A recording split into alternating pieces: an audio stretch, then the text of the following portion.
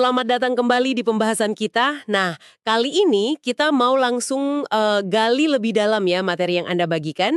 Judulnya menarik banget. Hidup seolah-olah hari ini adalah kesempatan terakhir. Fokus utamanya, gimana caranya kita bisa selalu siap secara rohani ya, setiap saat. Betul. Sumber ini kan mengingatkan kita ya, hidup ini singkat dan gak terduga banget. Iya benar. Ada kutipan bagus nih dari Mazmur 90 ayat 12. Ajarlah kami menghitung hari-hari kami sedemikian hingga kami beroleh hati yang bijaksana. Nah, mari kita coba bedah bareng apa sih artinya siap dalam iman dan ketaatan itu. Tapi fokusnya hari ini, bukan nanti, bukan kemarin. Persis. Dan yang menarik dari pemikiran ini sebenarnya bukan soal panjang atau pendeknya umur kita kan? Bukan ya? Bukan. Tapi lebih ke kualitas kesetiaan kita sekarang, saat ini juga. Banyak orang kan sibuk banget nyiapin masa pensiun, dana ini itu. Oh iya, betul. Finansial gitu ya. Nah, tapi mungkin lupa atau kurang fokus nyiapin kepulangan. Jadi, ya diskusi kita kali ini tujuannya itu, menggali esensi kesiapan rohani ini. Oke, siap. Mari kita mulai dari sini deh. Kalau bicara kesiapan di hadapan Tuhan, menurut teks ini apa sih yang paling esensial? Kayaknya bukan soal seberapa hebat reputasi kita di mata orang atau sebanyak apa aktivitas pelayanan kita gitu kan ya? Tepat sekali, bukan itu intinya. Mengerucutnya tuh ke dua hal fundamental. Dua hal, apa aja tuh? Pertama, iman kita pada Tuhan. Dan yang kedua, ketaatan. Iman dan ketaatan ya? Iya, iman ini bukan cuma percaya dia ada, tapi percaya penuh sama karakternya, janjinya. Seperti di Ibrani 11 ayat 6 itu kan? Oh, yang tanpa iman mustahil orang berkenan kepada Allah. Nah, itu dia. Terus ketaatan ini bukan sekedar ikut aturan kaku gitu ya, tapi lebih ke, kepekaan hati kita buat dengerin arahannya sehari-hari. Jadi lebih ke hubungan personal gitu. Betul. Dan ini penting. Ini soal siapa yang pas dipanggil nanti, ditemukan tetap setia. Bukan siapa yang paling semangat di awal doang. Jadi konsistensi sampai akhir ya? Iya, pertobatan itu ya dampaknya harus terasa hari ini. Bukan cuma jadi cerita masa lalu. Menarik. Jadi kualitas hubungan saat ini yang penting. Di materi Anda kan disebut beberapa contoh ya. Henoh misalnya. Iya, Henok. Di Kejadian 5 ayat 24 itu kan dibilang dia hidup bergaul dengan Allah, lalu ia tidak ada lagi, sebab ia diangkat oleh Allah. Nggak ada cerita dia melakukan hal-hal heroik yang, wah spektakuler gitu, tapi kok bisa langsung diangkat? Apa maksud bergaul di sini? Demi hari?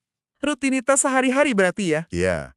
Enok ini contoh bagus kesiapan yang dibangun dari rutinitas iman harian, bukan nunggu momen spesial atau dramatis gitu. Oke. Terus, ada juga Yesaya kan?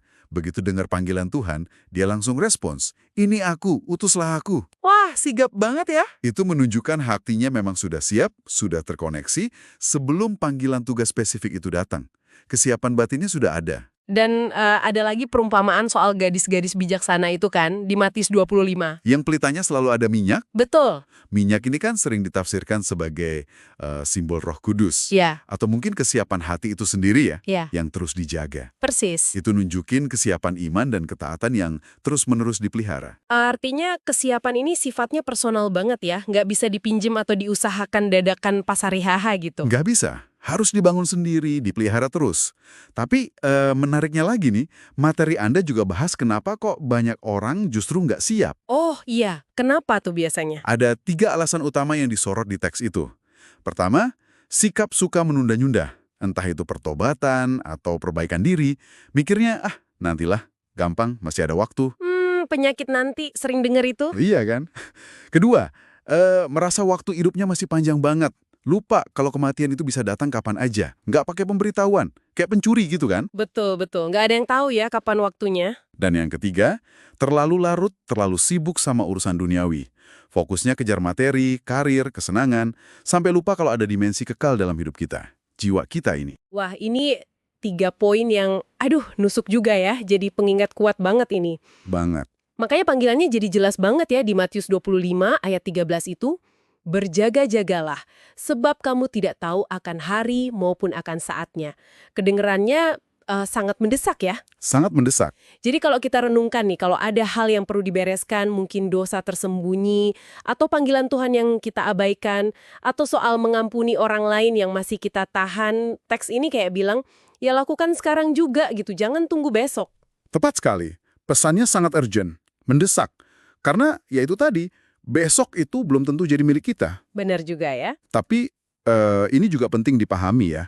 Hidup dalam iman dan ketaatan ini bukan berarti kita jadi manusia super, sempurna tanpa celah, tanpa kelemahan. Bukan itu poinnya. Oh, bukan soal kesempurnaan ya. Tuhan terus belajar dengar suaranya dan tunduk pada arahannya. Walaupun kadang nggak nyaman atau nggak populer. Jadi prosesnya ya, konsistensi dalam proses itu. Betul, konsistensi dalam proses mendekat dan taat itu yang dinilai. Bukan hasil akhir yang sempurna tanpa cacat. Oke, jadi kalau kita coba simpulkan nih dari pembahasan kita berdasarkan bahan Anda ini, intinya adalah ajakan untuk menjalani setiap hari dengan kesadaran penuh ya. Iya, kesadaran penuh. Seolah-olah hari ini tuh kesempatan terakhir kita buat menunjukkan kesetiaan pada Tuhan, gitu. Persis.